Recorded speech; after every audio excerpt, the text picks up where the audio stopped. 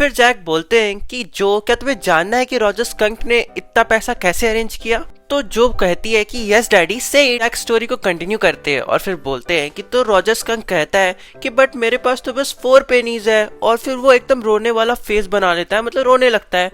और तभी ये सुनकर जो भी होती है ना वो भी रोने वाला फेस बना लेती है। बट ऑब्वियसली इस बार जो के फेस में ट्रू एक्सप्रेशन नहीं था, वो बस बनाती है क्योंकि उसे मन करता है, और क्या, वो एक्सप्रेशन ट्रू नहीं था, वो सच में नहीं रो रही होती है। फिर नीचे से फिर से लकड़ी खसकाने की आवाज आती है और तभी जैक सोचते हैं कि अभी उनकी वाइफ को ये सब काम, हेवी काम नहीं करना चाहिए, क्योंकि उनकी वाइफ 6 मंथ प्रेग्नेंट है और ये उसका 3rd चाइल्ड होने वाला है। क्योंकि नीचे से हिलने की आवाज आती है वुड की, और जो होती है ना वो भी काफी सिंसियर नहीं होती है, वो भी काफी सिंसियर होकर नहीं सुन रही होती है। तो जैक को थोड़ा बुरा लगता है, मतलब वो थोड़े एनॉयड हो जाते हैं, हाँ मतलब थोड़े गुस्से हो जाते हैं। फिर भी वो स्टोरी को कंटिन्यू करते हैं और कहते हैं कि फिर विजार्ड कहता है कि रॉजर स्कंक तुम इस रोड के एंड में जाओ, वहां पे एक वेल होगा, वहां पे 3 राउंड घूमना और वेल के अंदर देखना, तुम्हें 3 पेनीज मिल जाएंगे और फिर तुम मुझे 7 पेनीज पे कर देना, क्योंकि विजार्ड को 7 पेनीज चाहिए था। और फिर वैसा ही होता है, रॉजर स्कंक रोड के एंड पे जाता है, वहां पे 3 राउंड घूमता है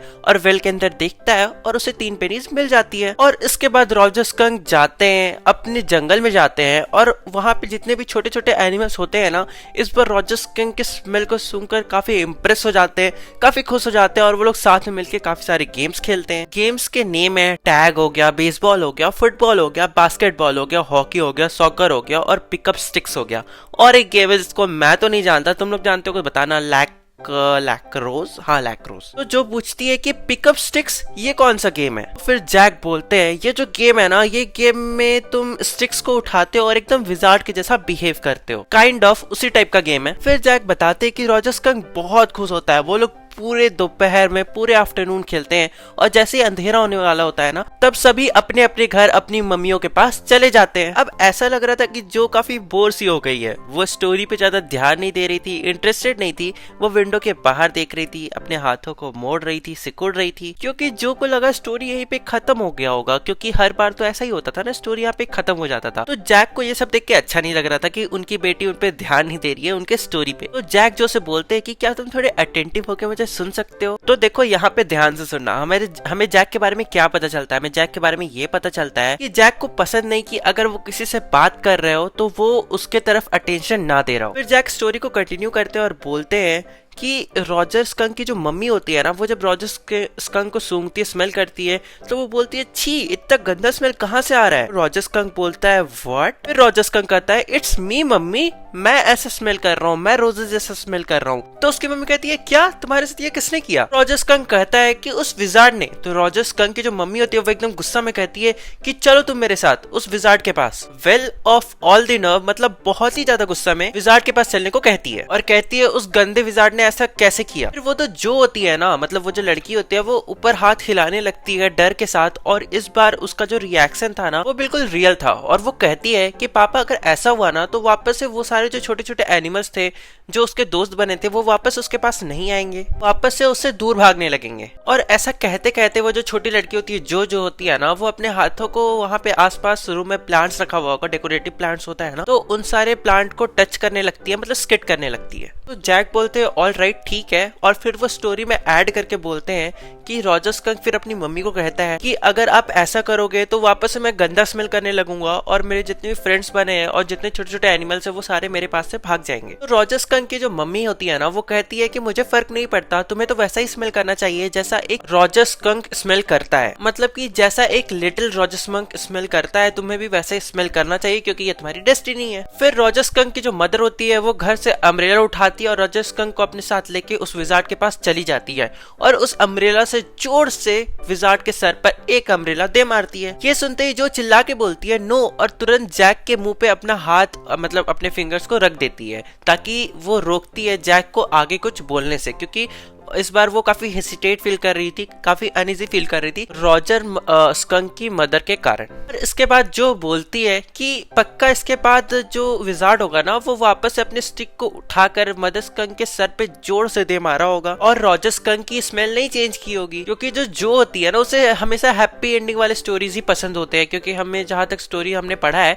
तो हमें यही पसंद पता चल रहा है कि जो को हमेशा हैप्पी एंडिंग वाले स्टोरी उसके फादर सुनाया करते थे कि लास्ट में सब कुछ अच्छा हो जाता था। जैक बोलते हैं नहीं, विजार्ड काफी नॉर्मली कहता है ओके। उसके बाद जो रॉजर स्कंक होता है ना उसके अंदर से रोजेस की स्मेल नहीं आ रही होती है और वो वापस से बदबूदार, मतलब वही जो उसका स्मेल होता है ना वो वैसा स्मेल करने लगता है। तो ये सुन के जो बोलती है but the other little MM, मतलब कि जो कहना चाहती है कि वो जो दूसरे एनिमल्स थे जो उसके साथ खेलने लगे थे उनका क्या होगा। तो फिर जैक को थोड़ा बुरा लगता है और वो कहते हैं कि ये डैडी की स्टोरी है, क्या तुम डैडी को स्टोरी नहीं सुनाने देना चाहते हो? क्या तुम चाहते हो अब तुम्हारे डैडी तुम्हें आगे से कोई स्टोरी ना सुनाए? उसके बाद जो अपनी फादर को देखती है जिनके ऊपर हल्की सी शिफ्टेड सी लाइट पड़ रही होती है, तुम्हें पता ही है विंडो के ऊपर जो सेट्स है उसके कारण। उसके बाद जैक कंटिन्यू करते हैं और बोलते हैं इसके बाद यही हुआ कि रॉजर स्कंक जो है ना वो अपनी मम्मी के साथ वापस घर चला गया और उसके बाद वू वू चू चू करके जो ट्रेन की विसल की आवाज होती है ना, वू चू ऐसे करके आवाज आती है ना, तो वो सुनाई देती है। और उसमें से कौन उतरा होगा? ऑब्वियसली हमने स्टार्टिंग में ही हमें पता था कि इसमें से अब उतरेंगे रॉजर स्कंक के फादर। और वो कहां से आ रहे थे? बोस्टन से। उसके बाद रात में वो लोग डिनर करते हैं जिसमें बहुत तरह के डिशेज होते हैं, for example lima beans, celery, mash potatoes, pie oh my for desserts. पता नहीं ये सब क्या है बट डिनर के लिए कुछ ना कुछ तो लग रहा है। अब जो रॉजर स्कंक होता है ना वो सोने के लिए जाता है। वो जैसे ही सोने के लिए जाता है उसके बाद उसकी रॉजर स्कंक की मदर आती है और उसे हक कर लेती है और कहती हो कि अब तुम मेरे बच्चे जैसे लग रहे हो, तुम बिल्कुल एक लिटिल स्कंक की जैसा लग रहे हो और वैसे ही स्मेल कर रहे हो। और रॉजर स्कंक की मदर उसे ऐसा इसलिए कहती है क्योंकि वो अपने बच्चे से बहुत ज्यादा प्यार करती है। इस तरह से जो स्टोरी के अंदर वाला स्टोरी होता है ना, मतलब जो जैक अपनी बेटी जो को सुना रहे होते हैं वो खत्म हो जाता है। फिर जो बोलती है कि पर डैडी, तो डैडी मतलब जैक बोलते हैं हाँ बोलो। बोलती है कि वो दूसरे एनिमल्स का क्या हुआ जो उससे दूर भाग जाते थे उसके स्मेल के वजह से, क्या वो अभी भी उससे दूर भाग जाते थे? तो जैक बोलते नहीं, अब सभी ने अडॉप्ट कर लिया उस एनवायरनमेंट में रहना, उसे झेला और उसके स्मेल को भी, और अब सब कोई साथ मिलके खेलते थे एंड अब किसी को भी उसके स्मेल से फर्क नहीं पड़ता था। तो यहाँ पे जैक समझाते समझाते एक वर्ड यूज करते हैं इवेंचुअली। तो उसकी बेटी को समझ में नहीं आता है, मतलब जो को समझ में नहीं आता है, तो वो पूछती है कि पापा पापा व्हाट इज इवेंचुडी। तो यहाँ पे जैक अपनी बेटी को जो को इवेंचुअली का मतलब बता देते हैं जिसका मतलब होता है धीरे धीरे। फिर जो कहती है कि व्हाट अ स्टूपिड मम्मी। यहाँ पे वो जो ऐसा इसलिए कह रही है ना क्योंकि वो अपने आप को रिलेट कर रही है उस स्कंक से, मतलब कि उस लिटिल स्कंक से अपने आप को रिलेट कर रही है। तो ये सुनते ही जैक रिप्लाई करता है और कहता है नहीं, वो कोई स्टूपिड मम्मी नहीं थी। अब जो समझ जाती है कि यहाँ पे उसके फादर अपनी मदर को डिफेंड कर रहे हैं, ठीक है। उसके फादर कहते हैं कि वो स्टूपिड मम्मी नहीं थी क्योंकि वो अपनी मदर को डिफेंड कर रहे होते हैं। जो कहती है कि वो स्टूपिड मम्मी थी क्योंकि वो अपने आप को उस लिटिल स्कंक से कंपेयर कर रही होती है। यहाँ पे सवाल ये आता है कि जैक अपनी मदर को क्यों डिफेंड कर रहा है, जैक की मदर का और स्टोरी का क्या रिलेशन था। तो हमने स्टार्टिंग में ही डिस्कस किया था कि जैक ने भी अपने पास्ट में ऐसा कुछ फेस करा है, कुछ सिमिलर सा। तो हो सकता है कि उन्हें वो पास्ट एक्सपीरियंस याद आ गया हो और इसलिए उन्होंने ऐसा कहा हो सकता है जब जैक खुद बच्चे होंगे ना तब उनकी मदर ने उन्हें कुछ चीज समझाई होगी जो उन्हें अभी समझ में आ रहा है या उन्हें बाद में समझ में आ गया होगा। फिर जैक कहते हैं कि अब मैं चाहता हूँ कि तुम अपने बड़े से सर को, बिग हेड को इस पिल्लो में रखो और अच्छे से सो जाओ। और इसके बाद जैक जो होते हैं ना उस सेट्स को, जो मैंने तुम्हें दिखाया था, सेट्स वाले पर्दे को अच्छे से एडजस्ट करते हैं ताकि लाइट अंदर में ना आए, बिल्कुल भी लाइट नहीं आए, क्योंकि स्टार्टिंग में स्कैटरों की लाइट आ रही थी ना, मतलब सेट्स थोड़ा सा खुला हुआ था, अब वो सेट्स को पूरा बंद कर देते हैं। इसके बाद जैक अपने टो पे चलते हुए, मतलब बिना आवाज किए चलते हुए अपने उस रूम के मेन डोर के पास जाते हैं और वापस उनको लगता है पीछे मुड़ के देख लेता हूँ मेरी बेटी सो चुकी होगी, मतलब जो सो चुकी होगी। तब वो देखते हैं कि जो होती है ना वो अपनी चादर को हटा के चादर के ऊपर पालती मार के बैठ जाती है और जैक को देख रही होती है।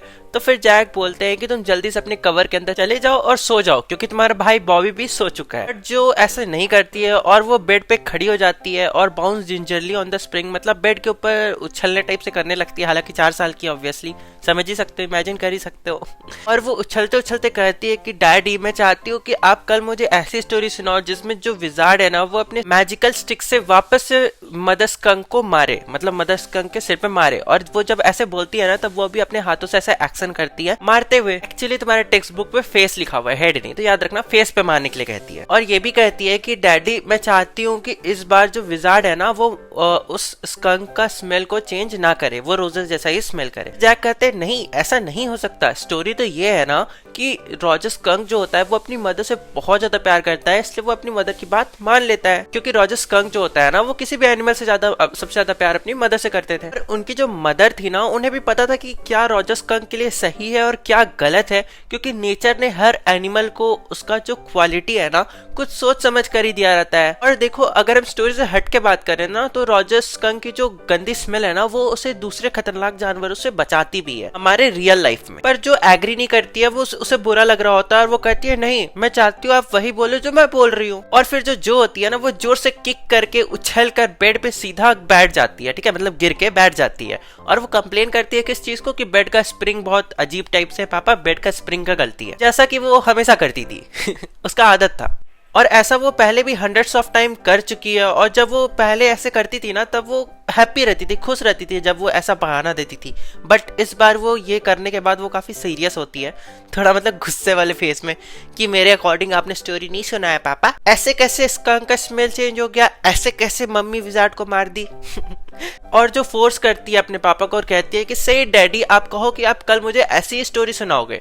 तो जैक जो होते हैं ना वो कहते हैं अच्छा वेल ये मैं कल देखता हूँ, अभी तुम आराम से घोड़ा बेच के सो जाओ सो ना यार, सो जाओ ना क्योंकि तुम एक गुड गर्ल हो। उसके बाद जैक गेट को क्लोज करते हैं, डाउन स्टेयर्स जाते हैं, मतलब नीचे जाते हैं। उसके बाद देखते हैं कि उनकी वाइफ जो होती है ना वो हर जगह न्यूज़पेपर बिछा के रखी हुई थी, पेंट के कैंस को खोल के रखी हुई थी। और वो जो क्लेयर थी ना मतलब जैक की वाइफ थी वो जैक का एक ड्रेस भी पहन के रखी थी। और इस टाइप के ड्रेस को मैटरनिटी स्मोक भी कहते हैं, जो कि एक प्रेग्नेंट वुमेन पहनती है। और क्लेयर जो होती है ना मतलब जैक की जो वाइफ होती है वो पेंट कर रही होती है एक ब्रश के हेल्प से। और जैक जब नीचे उतर रहे थे तब उन्हें ऊपर से फिर से आवाज आता है उनकी बेटी जो का, जो कि मूव कर रही थी, वो मतलब बेड से उतर चुकी थी और इधर उधर मूव कर रही। तो ये सुनकर जैक को थोड़ा बुरा लगता है, बुरा नहीं लगता एक्चुअली, वो गुस्सा हो जाता है और कहते हैं कि जॉन तुम क्या चाहती हो, मैं ऊपर आके तुम्हें स्पैंक करूं। स्पैंक मतलब कंपेयर कर सकते हो मारना से, करीब करीब मारना ही बोलते हैं। तो जैक बोलते हैं क्या मैं ऊपर आके तुम्हें मारूं। तो उसके बाद से वो आवाज जो होता है ना चलने का वो बंद हो जाता है, मतलब जो होती है ना वो अपने बेड पे वापस चली जाती है और सो जाती है। फिर जो क्लेयर होती है ना वो अपने हस्बैंड जैक को मॉक करते हुए मतलब सरकास्टिकली पूछती है कि आज तो तुमने काफी लंबा स्टोरी सुनाया।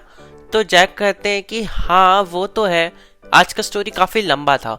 और ये बोलने के बाद वो अपनी वाइफ को देखते रहते हैं कि वो कैसे लेबर कर रही होती है, मतलब काम कर रही होती है। और फिर वो ये भी सोचते हैं कि सोचते क्या है वो एक्चुअल में काफी ज्यादा थक चुके होते हैं। और फिर वो देखते हैं रूम में कि जो कुछ फर्नीचर्स है वो तो न्यूली पेंटेड है, मतलब नए नए पेंट किया हुआ है, और कुछ जो फर्नीचर है वो अपने पुराने कलर में ही है, मतलब कुछ को अभी भी पेंट करना बाकी है। और क्योंकि जैक काफी थक चुके थे ना तो वो ना ही अपनी वाइफ से बात करना चाहते थे, ना ही उन्हें टच करना चाहते थे, ना ही कुछ, वो मतलब उन्हें काम करने का मन नहीं कर रहा था, एक तरह से कह सकते हो। और इसलिए यहाँ पे जैक को अगली मिडिल कंडीशन से कंपेयर किया जा रहा है, मतलब वो ऐसे स्टेज में थे कि क्योंकि उन्होंने स्टोरी सुनाया पहली बात तो उसकी बेटी उनसे सेटिस्फाई नहीं हुई। पहले तो उनकी बेटी भी सेटिस्फाई नहीं हुई, उन्होंने स्टोरी भी सुनाया, उन्होंने मेहनत भी करा, और दूसरी बात अब वो इस स्टेज भी नहीं है कि वो अपनी वाइफ की हेल्प कर पाए, तो ना ही वो अपनी बेटी की हेल्प कर पाए उसे सुलाने में, या फिर उसकी बेटी सेटिस्फाई हुई उनकी स्टोरी से, और ना ही यहाँ पे उनकी वाइफ सेटिस्फाई हुई, क्योंकि ऑब्वियसली अब वो काम तो नहीं करेंगे ना वहां पे। और इस तरह से जैक जो है वो अपने दोनों ही काम में फेल है, तो वो अपने इस अगली मिडिल कंडीशन में फंसे हुए। उस रूम में एक वुड का केज जैसा स्ट्रक्चर भी बना हुआ रहता है, तो जब जैक उसे देख रहे होते हैं ना तो वो इमेजिन करते हैं कि लगता है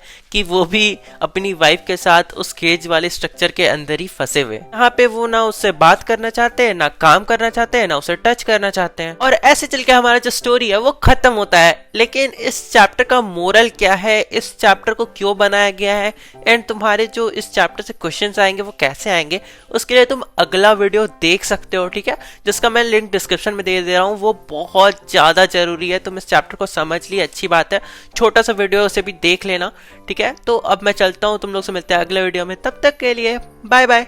अरे ओ क्या यार, भूलो मत यार, इंस्टाग्राम में फॉलो तो कर दिया करो। चलो नीचे लिंक में उसका भी डिस्क्रिप्शन मतलब डिस्क्रिप्शन में कितना कंफ्यूज आदमी हो, डिस्क्रिप्शन में उसका भी लिंक दे देता हूँ। अब पक्का जा रहा हूँ, ठीक है, टाटा बाय बाय, खत्म।